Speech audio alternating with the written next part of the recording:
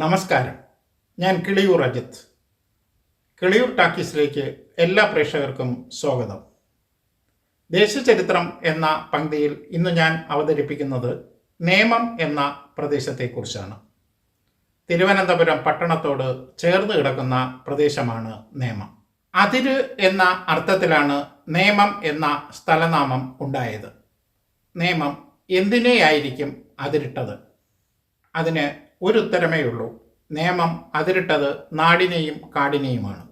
മൂക്കുന്നിമലയും താഴ്വരയും ചുറ്റി പള്ളിച്ചൽ, ബാലരാമപുരം, എരുത്താവൂർ, അന്തിയൂർക്കോണം, കാമനാട്ടുകോണം, കാട്ടാക്കട, നാടുകാണി, കോട്ടൂർ, പശ്ചിമഘട്ടം വരെ നീളുന്ന കാട്. വെറും കാടല്ല, പഴയകാല റിസർവ് ഫോറസ്റ്റ്. പുലിയും കരടിയുമൊക്കെയുള്ള കൊടുങ്കാട്. ഏതാണ്ട് 200 വർഷം മുമ്പ് പാപ്പനംകോട്, നേമം പ്രദേശങ്ങളിൽ കാട്ടുമൃഗശല്യം അതിരൂക്ഷമായിരുന്നു. പട്ടാപ്പകൽ പോലും കാട്ടുമൃഗങ്ങൾ ഇറങ്ങും. തിരുവനന്തപുരം കിഴക്കേക്കോട്ടയിൽ തോക്കും പിടിച്ച് കോട്ടയ്ക്ക് കാവൽ നിന്ന ഭടന്മാരെ പുലി പിടിച്ച ഒന്നിലധികം സംഭവങ്ങൾ ഉണ്ടായിട്ടുണ്ട്. ചാലയിൽ കടയുടെ സമീപം വച്ച് പുലിയുടെ കടിയേറ്റ വകയിൽ വലിയ കുഞ്ചൂട്ടം ഈശ്വരപിള്ളയ്ക്ക് ചികിത്സാ ചെലവിന് 35 പണം കൊടുത്തതായുള്ള കൊല്ലവർഷം 999 ഹജൂർ തിരുട്ടുണ്ട്. കാട്ടുമൃഗശല്യം അതിരൂക്ഷമായപ്പോൾ തോക്ക് കൈവശം വയ്ക്കാനുള്ള അനുവാദം ആവശ്യക്കാർക്ക് നൽകിക്കൊണ്ട് അന്നത്തെ റാണി പാർവതിബായി ഉത്തരവ് പുറപ്പെടുവിക്കുകയുണ്ടായി. വെടിമരുന്നും ഉണ്ടയും തീക്കല്ലുമെല്ലാം അന്ന് മണ്ഡപത്തും വാതുക്കൽ വഴിയായിരുന്നു വിതരണം ചെയ്തിരുന്നത്. അതായത് ഇന്നത്തെ താലൂക്ക് ഓഫീസ് വഴി. കിഴക്കോട്ട് ഇന്നത്തെ നേമം വരെ മാത്രമേ അക്കാലത്ത് കൃഷിയും ആൾപ്പാർപ്പും ഉണ്ടായിരുന്നുള്ളൂ. ക്രമേണ ജനസാന്ദ്രത വർദ്ധിച്ചപ്പോൾ കാടഴിഞ്ഞു. തുടർന്ന് കാട്ടുമൃഗങ്ങളും ഉൾവലിഞ്ഞു. എങ്കിലും മൂക്കുന്നിമലയിലും പരിസര പ്രദേശങ്ങളിലും വാനരപ്പടയും കാട്ടുപന്നിയുമൊക്കെ ഇപ്പോഴും വിലസി നടക്കുന്നുണ്ട്. 1883 ലണ്ടനിൽ നിന്ന് പ്രസിദ്ധീകരിച്ച സാമുവൽ മെറ്റീറിൻ്റെ നേറ്റീവ് ലൈഫ് ഇൻ ട്രാവൻകൂർ എന്ന പുസ്തകത്തിൽ 1859 മൂക്കുന്നിമലയുടെ ചരിവുകളിൽ കാട് തെളിച്ച് കൃഷി ആരംഭിച്ചതായി രേഖപ്പെടുത്തിയിട്ടുണ്ട്. അതായത് 165 വർഷം മുമ്പ് നേമം ചരിവുകളിൽ കാട് തെളിക്കുന്നതേയുള്ളൂ. ഈ പ്രദേശത്തെ ബ്രാഹ്മണ കുടിയേറ്റത്തിന് ഏതാണ്ട് 1000 വർഷത്തെ പഴക്കം വരും.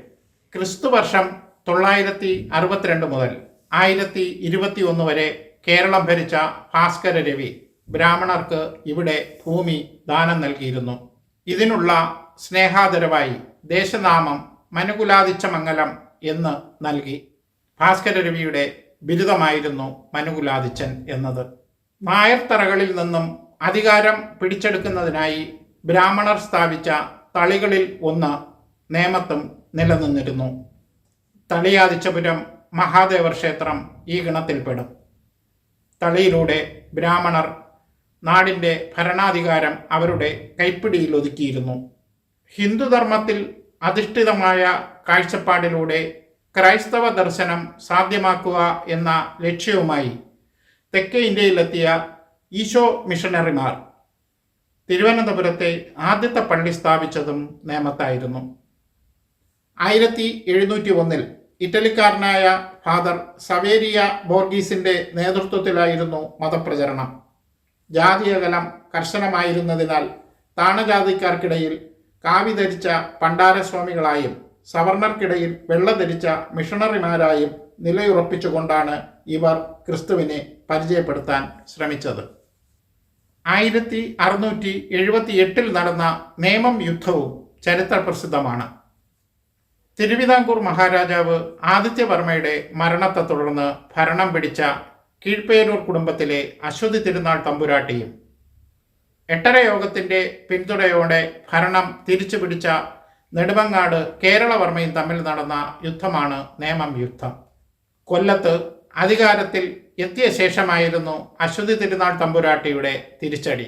ഈ യുദ്ധത്തിൽ നെടുമങ്ങാട് കേരളവർമ്മ പരാജയപ്പെട്ടു. തുടർന്ന് നടന്ന ഒത്തുതീർപ്പ് ചർച്ചയിൽ നെടുമങ്ങാട് കേരളവർമ്മയെ ഇളയ രാജാവായി അംഗീകരിക്കുകയും കുറേയേറെ ഭൂമി വിട്ടുകൊടുത്തുകൊണ്ട് നെടുമങ്ങാട് ഏൽപ്പിക്കുകയും ചെയ്തു. കൊല്ലവർഷം 974 ദിവാൻ പദവിയിലെത്തിയ ജയന്തൻ ശങ്കരൻ നമ്പൂതിരിപ്പാടിൻ്റെ അധികാര ദുർവിനിയോഗത്തിനെതിരെ വേലുത്തമ്പിയുടെ നേതൃത്വത്തിൽ നടന്ന സമരത്തെ നേരിടാനുള്ള ഭരണകൂടത്തിൻ്റെ ശ്രമത്തിന് പ്രതിരോധ നിര തീർത്തതും നേമത്താണ്.